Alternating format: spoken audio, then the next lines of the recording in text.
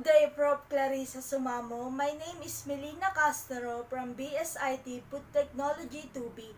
I'm presenting my topic all about solving ethical dilemmas and ethical problems of global journalists. What is solving ethical dilemmas in my simple words?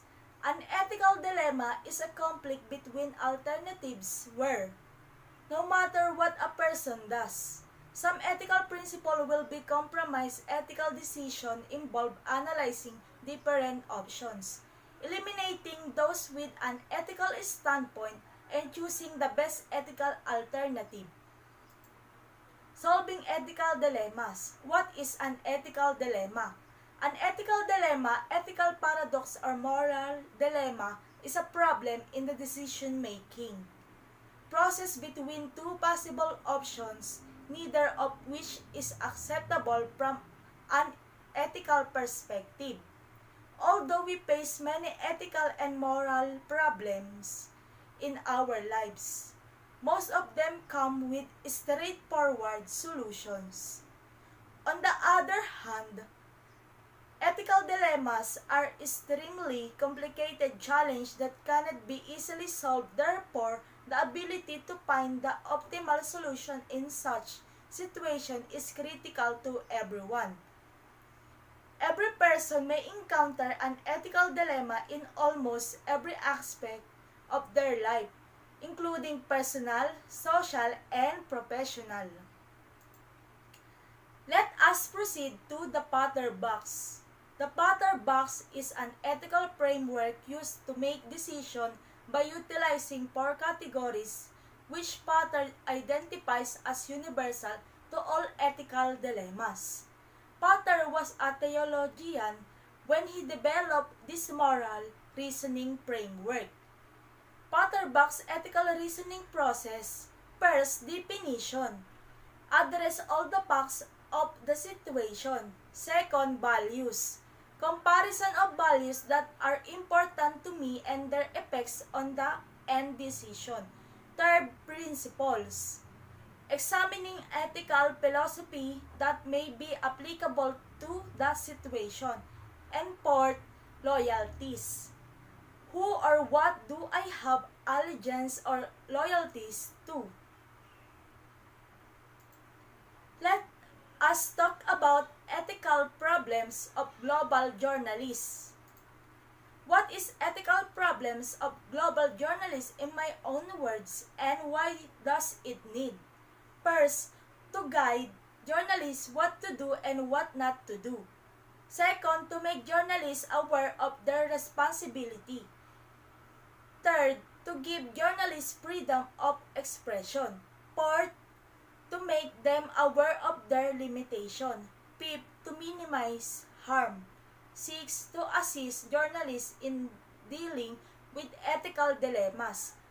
And seven, the codes and canons provide journalists a framework for self-monitoring and self-correction. Ethical problems of global journalists. One of the most pressing problems for the global journalists is the question of ethics and the way reporting has to be shaped because of them. Ethics and regulation issue trans borders. Global journalists have to have a global feel for these issues. Wherever journalists work, there are some basic moral problems associated with individual decision-making. About historic coverage and approach. Working across national boundaries emphasizes the difference between culture. The internet adds many more problems that have to be faced daily. No longer is it only the journalist who provides the slant of international news to local reader. The internet has changed all the with it increased interactivity. Now, the 7 following are the ethical problems faced by media people. First, dissent. The act of causing someone to accept as true or valid what is false or invalid. the act of practice of deception, achieving one's goals through a web deceit. An example of deceit is someone lying on a job application. Second, conflict of interest. A conflict of interest is a situation in which a person or organization is involved in multiple interests, financial or otherwise, and serving one interest could involve working against another.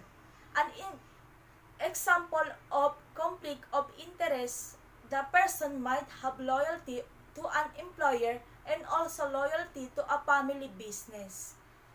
Each of these business expect the person to have its best interest first. Third, friendship. Traditionally, friend denotes a cooperative relationship that includes support action usually based in acknowledge, respect, loyalty, and some ability in times of stress or crisis.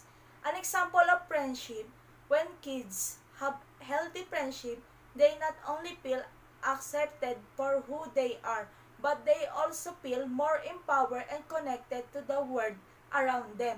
Friends are also can speak through into their lives and encourage them to explore their dreams. Fourth, payola. Payola in the music industry is the illegal practice of paying a commercial radio station to play a song without the station disclosing this information. An example of payola, when a radio station is paid money in exchange for frequently playing a certain song, that payola radio station can be legally paid to play music, but that has to be made clear during the broadcast, otherwise it's illegal. Fifth, participation in the news. Participatory media is media where the audience can play an active role in the process of collecting, reporting, analyzing, and disseminating content. Citizen participatory journalism, citizen media empowerment journalism, and democratic media are related principles. An example of participation in the news is an outlet where reporters' story could be printed or spoken. 6. Invasion of privacy. Invasion of privacy is a legal concept dealing with intrusion into an individual private life.